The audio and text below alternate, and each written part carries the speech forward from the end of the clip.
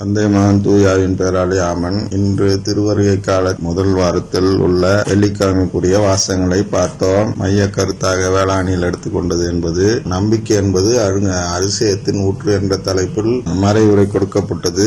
திருப்பலி நிறைவேற்றியவர் அருட்தந்தை யாகப்பா ராஜரத்னம் அவர்கள். இன்று அவர்கள் கார்லோ அக்யூட்டிஸ் என்ற ஒரு புனிதரை மையமாக வைத்து மறைவுரை கொடுத்தார்கள். அந்த மறைவுரையே நமக்கு போதுமானது என்பதால் இன்று எதுவும் விளக்கம் தரவில்லை. மாறாக அனைவரையும் அந்த மறைவுரையை கேட்டு அந்த புனிதருடைய வாழ்க்கை முறையை பார்த்து அதை நாம் இன்று கடைபிடித்தால் நாமும் புனிதராக மாறலாம் என்ற ஒரு இந்த 20ஆம் நூற்றாண்டு அல்லது 21ஆம் நூற்றாண்டின் புனிதராக அவரை எடுத்துக்கொள்ளலாம். இந்த வாழ்க்கை முறையிலும் நாம் புனிதராக முடியுமா என்று கேட்கக்கூடிய கேள்விக்கு அவர்தான் எப்படி புனிதராகலாம் என்று காட்டியிருக்கிறார். எனவே அந்த மறைவுரை கேளுங்கள்.